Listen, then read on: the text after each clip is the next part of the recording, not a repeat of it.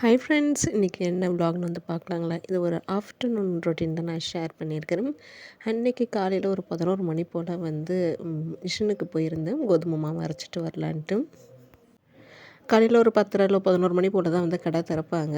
நான் ரெகுலராக அரைக்கிற கடைக்கு தான் போகலான்ட்டு பிளான் பண்ணேன். ஆனால் அன்றைக்கின்னு பார்த்து அந்த கடை திறக்கல. அப்புறம் வேறு கடைக்கு போயிட்டு தான் வந்து மிஷினில் மாவு அரைச்சிட்டு வந்தேன். சிக்கனும் வாங்குற வேலை இருந்ததுனால தாங்க காலையில் இந்த வெயிலில் வந்து போகிற மாதிரி இருந்தது. இல்லைன்னா ஈவினிங்காக போய் கூட வந்து மாவு அரைச்சிட்டு வந்திருக்கலாம். இதுக்கு ஒரு தடவை அதுக்கு ஒரு தடவை போகிற மாதிரி இருக்குமேங்கிறனால தான் ரெண்டுமே ஒரே நடையிலேயே முடிஞ்சிடுமேன்ட்டு ஒரு 11 மணி போல் தான் வந்து கிளம்பி போனேன். போயிட்டு வரத்துக்குள்ளே சரியான வெயிலுங்க, உண்மையிலே முடியல. இப்போ ஒரு 2-3 நாளாகவே வந்து இங்கே சென்னையிலலாம் சரியான வெயில் காட்டுது. உண்மையிலே வீட்டுக்குள்ளேயே இருக்கிறதுக்கு முடியல. எவ்வளோ வெயிலாக இருந்தாலும் மழையாக இருந்தாலுமே நமக்கு அந்த நேரத்துக்கு டீயோ காஃபியோ குடித்தாங்க நமக்கு திருப்தியாக இருக்கும். அடுப்பில் பாலை வச்சு விட்டுட்டு தான் வந்து மாவை வந்து நியூஸ் பேப்பரில் போட்டு கொட்டி ஆற வச்சுட்டு இருந்தேன். ஏன்னா அங்கே மிஷினில் இடம் இல்லை.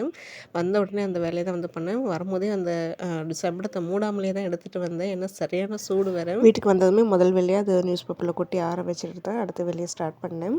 இன்றைக்கி வந்து சிக்கன் வந்து வாங்கிட்டு வந்திருந்தேன். ஞாயிற்றுக்கிழமைக்கு நான்வெஜ் எதுவும் வந்து செய்யலை. ஏன்னா முதல் நாள் சனிக்கிழமை சாயங்காலத்துக்கு மேலேருந்து ஞாயிற்றுக்கிழமை சாயங்காலம் 4 மணி வரைக்குமே கிருத்திகை இருந்ததுனால நான் அன்றைக்கி வந்து நான்வெஜ் எதுவும் செய்யலை.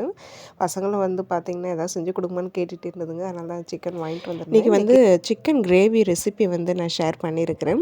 கொஞ்சம் டிஃப்ரெண்ட்டான ஸ்டைல் தாங்க. டேஸ்ட் வேறு லெவலில் இருக்கும். கண்டிப்பாக வந்து ட்ரை பண்ணி பாருங்கள். 2 சிஸ்டர் வந்து நீங்கள் ரெசிபி வீடியோவே போய் ஷேர் பண்ண மாட்டேங்கிறீங்க, ஷேர் பண்ணுங்கன்னு சொல்லி கூட கமெண்ட் பண்ணியிருந்தாங்க. அதுக்காகவும் வந்து நான் இன்றைக்கி இந்த சிக்கன் கிரேவி ரெசிபி வந்து நான் ஷேர் பண்ணியிருக்கிறேன். ரொம்ப நல்லாயிருக்கும். முடிஞ்ச அளவுக்கு வீடியோ ஸ்கிப் பண்ணாமல் வந்து பாருங்கள்.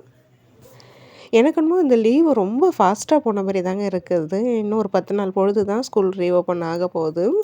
சீக்கிரம் ஓடி போயிடுச்சு இந்த லீவு. பசங்களுக்கும் எனக்கும் இன்னும் இந்த 10 நாள் பொழுது தாங்க. அதுக்கப்புறமா வந்து 2 பேருக்குமே ரெஸ்ட் இருக்காது தான். பசங்களும் பாவம் காலையில் போயிட்டு ஈவினிங் 6 மணிக்கு தான் வருங்க. அப்புறம் படிக்கிறதே கரெக்டாக இருக்கும் அதுங்களுக்கும். பசங்களுக்கு வந்து ஸ்கூல் திங்ஸ்லாம் வாங்க வேண்டியது இருக்குது. அது ரீஓப்பன் ஆகிறதுக்குள்ளே வந்து கடைக்கு போயிட்டு வர வேலைலாம் இருக்குது. என்றைக்கு தான் இன்னும் வந்து பிளான் பண்ணலை. இந்த செம்படத்துலேயே மாவு அப்படியே அந்த ஹீட்டோடு இருந்ததுனால ஃபுல்லாக ஒட்டிக்கிச்சுங்க. இதிலே வந்து கொட்ட முடியாது. இது நல்லா வந்து விளக்கிட்டு காய வச்சுட்டு தான் திருப்பி வந்து மாவு எல்லாமே சலிச்சிட்டு அதில் கொட்டி வைக்கணும். காஃபியை குடிச்சிட்டு ஒரு 1/2 மணி நேரம் நல்லா ரெஸ்ட்டு தாங்க எடுத்தேன். சாதனாத குட்டியை தான் கொஞ்சம் இந்த வெங்காயம் தக்காளி மட்டும் கட் பண்ணி தர சொல்லியிருந்தேன். அவங்க கட் பண்ணி கொடுத்துட்டா சமையலுக்கு தேவையானது எல்லாமே ரெடி பண்ணி வச்சுட்டு அதுக்கப்புறமா தான் சமைக்க ஸ்டார்ட் பண்ணேன்னா, ஏன்னா வீடியோ வேறு நம்ம ஷூட் பண்ண போகிறோமே அப்படிங்கிறனால இல்லை பக்காவாக ரெடி பண்ணிவிட்டு ஸ்டார்ட் பண்ணலாமேன்னு தான் கொஞ்சம் லேட்டாக தான் ஒரு 12:30 மணி போல் ஆகிடுச்சு சமையல் வேலையை ஸ்டார்ட் பண்ணவே. செய்கிறது ரொம்ப ஈஸி தான். ஒரு 1/2 மணி நேரம் கூட ஆகாது. கடகடன்னு வந்து செஞ்சிடலாம். குக்கரில் தான் வந்து பண்ண போகிறேன். சாதனை வந்து வெங்காயம் தக்காளி நல்லா பொடியாக வந்து கட் பண்ணி வச்சுருந்தா. எனக்கு அந்தளவுக்கு பொடிசெல்லாம் கட் பண்ண வராதுங்க நைஃப்பில். அதனால் எப்போதுமே அவ்வளோதான் கட் பண்ண சொல்லுவேன். அதுக்கு இன்றைக்கி வந்து மசாலாலாம் அரைச்சிட்டு தாங்க வந்து நான் இன்றைக்கி குழம்பு அதாவது கிரேவி பண்ண போகிறேன். அதுக்கு தேவையானதெல்லாம் எடுத்து வச்சுருக்கிறேன். நான் இன்றைக்கி ஒரு 1/2 கிலோ சிக்கனுக்கு தேவையானதை எடுத்து வச்சுருக்கிறேன். ஒரு 3/4 ஸ்பூன் மல்லி, ஒரு 3/4 ஸ்பூன் சோம்பு, 1/2 ஸ்பூன் மிளகு, ஜீரகம், எள்ளு போட்டால் ரொம்ப நல்லாயிருக்கும் டேஸ்ட்டுக்கு. ஒரு பட்டை, கிராம்பு கூடவே 1/4 மூடி தேங்காய் நல்லா பொடிசாக கட் பண்ணி வச்சுருக்கிறேன். பாதாமும் முந்திரியும் இருக்கிறதுனால வந்து சேர்த்துருக்குறேன். இல்லாட்டினா வந்து நம்ம அது சேர்க்கணுன்னு அவசியம் இல்லை. அது சேர்த்தோம்னா இன்னும் வந்து நல்லா க்ரீமியாக கிடைக்கும் நம்மளுக்கு கிரேவி. டேஸ்ட்டும் ரொம்ப நல்லாயிருக்கும். நான் இன்றைக்கி வந்து கிரேவிக்கு வந்து மிளகாய் தூள் போட போகிறது கிடையாது. அதுக்கு பதிலாக காஞ்ச மிளகாய் தான் வந்து சேர்த்துக்க போகிறேன். காரத்துக்கு நம்மளுக்கு எவ்வளோ தேவையோ அதுக்கு தகுந்த மாதிரி எடுத்துருக்கிறேன். சிக்கன் வந்து நான் நல்லா கட் பண்ணி வாஷ் பண்ணி எடுத்து வச்சுருக்கிறேன். ஒரு 3 வெங்காயம் பெரிய வெங்காயம் பொடிசாக கட் பண்ணியிருக்கிறேன். 2 தக்காளி பொடியாக கட் பண்ணி வச்சுருக்கிறேன். இவ்வளோ தான் இந்த கிரேவிக்கு தேவையானது. ஃபஸ்ட்டு நம்ம வந்து அந்த ட்ரையாக வந்து அந்த மசாலாலாம் ரோஸ்ட் பண்ணி அதை வந்து நம்ம அரைச்சிக்கலாம். எள்ளு மட்டும் வந்து கடைசியாக போட்டுக்கலாம். ஏன்னா எள்ளு டக்குன்னு வந்து பொரிஞ்சிருங்கிறனால எள்ளு வந்து கடைசியாக போட்டுக்க வேண்டியது தான். ஃபஸ்ட்டு இப்போ நம்ம எடுத்து வச்சுருக்கிறது எல்லாமே வந்து எண்ணெய் விடாமல் வெறும் வானல்லே நல்லா வந்து லோ ஃப்ளேம்லேயே வச்சு வறுத்துக்கலாங்க வாசனை வர அளவுக்கு. இது கூடவே வந்து காஞ்ச மிளகாய், அதுக்கப்புறம் வந்து கருவேப்பிலை இருந்தால் சேர்த்துக்கோங்க. நான் சொல்ல மறந்துட்டேன். இல்லைனா கூட பிரச்சனை இல்லை. கருவேப்பிலைலாம் சேர்த்து இது நல்லா ரோஸ்ட் பண்ணி ஆற வச்சுட்டு அதுக்கப்புறமா அதை நம்ம அரைச்சிக்கலாம். ஃப்ரிட்ஜ் இருந்ததுன்னா எப்போதுமே இந்த இஞ்சி பூண்டுலாம் அரைச்சி ரெடியாக வச்சுருப்பேன். இப்போ அது இல்லைங்கிறனால இப்போ அப்பப்போ தேவைப்படும் போது மட்டும் இஞ்சி பூண்டு விழுது அரைச்சிக்கிறது. இதுக்கு வந்து இஞ்சி பூண்டு வந்து உரித்து வைக்க மறந்துட்டேன். நான் அப்புறம் இது பண்ணிக்கிட்டே தான் வந்து இஞ்சி பூண்டு வந்து ரெடி பண்ணிகிட்டு இருந்தேன், தோல் உரிச்சிட்டு இருந்தேன். நைட்டுக்கும் வர மாரி தாங்க சேர்த்து தான் இந்த கிரேவி வந்து பண்ணுறேன். நைட்டுக்கு சப்பாத்தி போட்டுக்கலான்ட்டு பிளானில் இருக்கிறேன். சாதனாப்பா வந்து பார்த்திங்கன்னா வெறும் கிரேவி மட்டும் வந்து எடுத்துப்பாங்க கம்மியாக. இதுமாரி சிக்கன்லாம் கிரேவி பண்ணுற மாரி இருந்தாலும் குழம்பு பண்ணுற மாரி இருந்தாலுமே கொஞ்சம் சேர்த்து தாங்க வந்து வச்சுருப்பேன். நைட்டுக்கு வந்து சப்பாத்தி போட்டுக்கலான்னு சொல்லிவிட்டு அப்படியே இட்லி மாவு இருந்தால் கூட அதுக்கு வந்து ஊற்றிக்கலான்னு சொல்லிவிட்டு சேர்த்தே தான் வைப்பேன். நைட்டு நம்ம டிஃபன் தனியாக பிளான் பண்ணணும்னு அவசியம் இல்லை. சப்போஸ் வேறு எதனாவது வந்து ரெடி பண்ணணும்னு கூட தேவையில்ல. இதுவே வச்சு ஓட்டிக்கலாம். வறுத்துட்டு நல்லா ஆற வச்சுட்டேன். இப்போ குக்கரில் தான் வந்து இந்த கிரேவி பண்ண போகிறேன். குக்கரில் தேவையான அளவுக்கு எண்ணெய் சேர்த்து கொஞ்சமாக சோம்பு போட்டு தாளிச்சிருக்கிறேன். அதுக்கப்புறமா நம்ம கட் பண்ணி வச்சுருக்கிற வெங்காயத்தை சேர்த்து நல்லா பொன்னிறமாக வந்து வதக்கிக்கலாம். இது வதக்கிட்டு இருக்கிற கேப்பில் தான் அரைக்க வேண்டியது எல்லாமே வந்து அரைச்சிக்கிட்டேன். ஏன்னா கரண்ட்டெல்லாம் இப்போ அடிக்கடி வந்து போயிட்டு போயிட்டு வருதுங்க. அதனால் வந்து எந்த டைமில் எப்போ கரண்ட் போகும் தெரியாது. கையோட டக்கு டக்குன்னு அரைச்சிக்கிட்டு இருந்தேன் எல்லாத்தையுமே.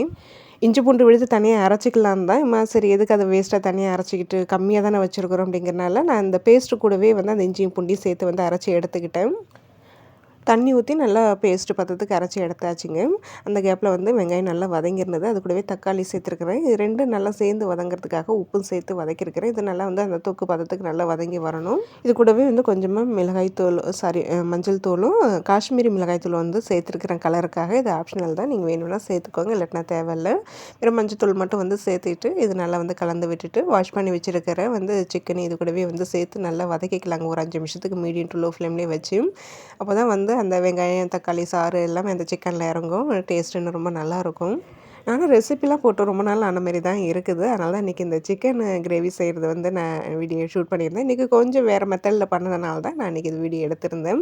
அப்புறம் ஒரு சிஸ்டர் கூட இறால் கிரேவி ரெசிபி ஷேர் பண்ணுங்க அப்படின்னு சொல்லி கேட்டுகிட்டே இருக்கிறாங்க.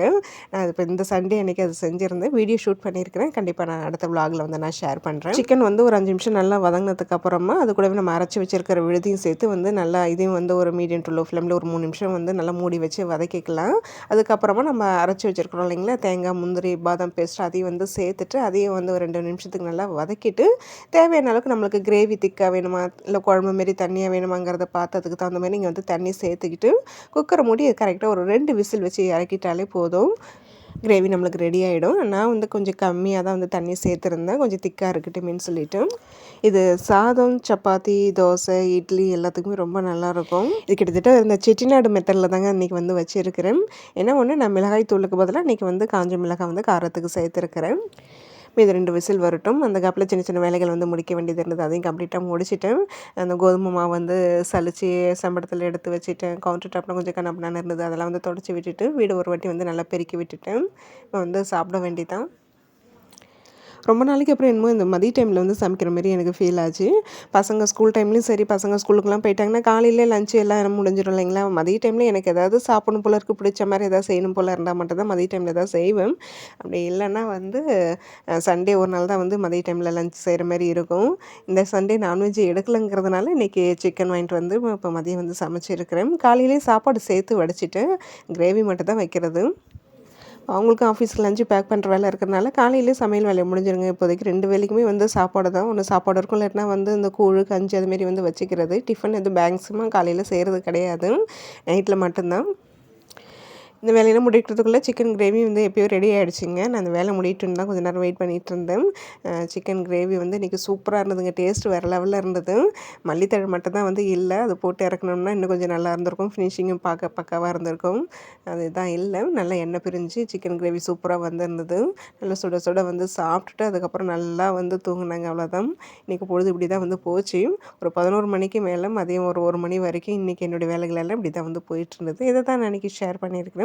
கண்டிப்பாக உங்களுக்கு இந்த வீடியோ பிடிக்கும்னு நினைக்கிறேன். கண்டிப்பாக இந்த மெத்தடில் ஒரு தடவை வந்து சிக்கன் கிரேவி ட்ரை பண்ணி பாருங்கள்.